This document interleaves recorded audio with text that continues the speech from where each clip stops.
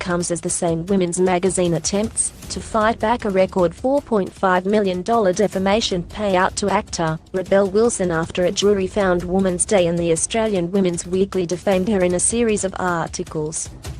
3 images of Nova FM's Breakfast co-host Swan and her 3 children caught unaware by paparazzi at a Melbourne McDonald's were published in the March 27 issue of the magazine last year with the accompanying headline, "It's McHappy Day.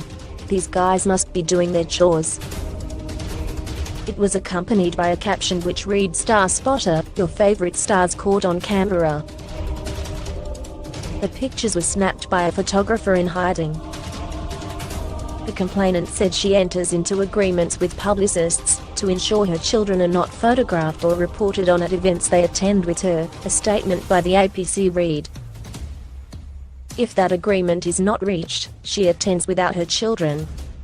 She said her children do not have any commercial endorsement or representation arrangements with anyone, are not in the media industry, and are not in the public domain, or of any interest to the public. Swan complained to the Australian Press Council about the article, claiming her children were not in the public eye, and therefore breached their right to privacy. She claimed that ever since an article featuring her son in the Women's Weekly in 2013 led to comments revolving around his weight, she has actively tried to keep them out of the spotlight. Ms. Swan said her complaint was not about the coverage of herself, but of her young children. The photographs showed them in an unflattering light, one with a pacifier and a security blanket and another with a pacifier. She said the effect of the picture was to expose the children to ridicule.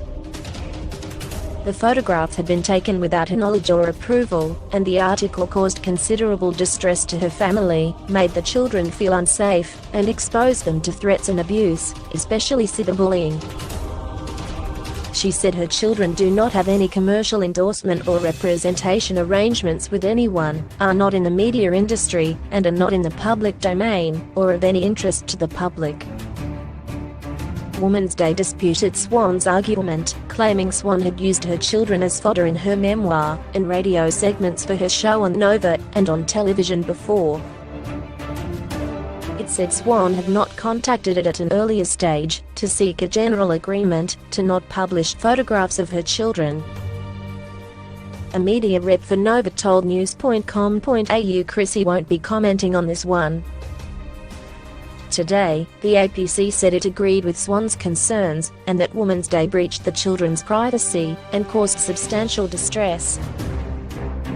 The article caused outrage at the time, with ABC's Media Watch also slamming the publication. While radio stars might be fair game, their kids are definitely not.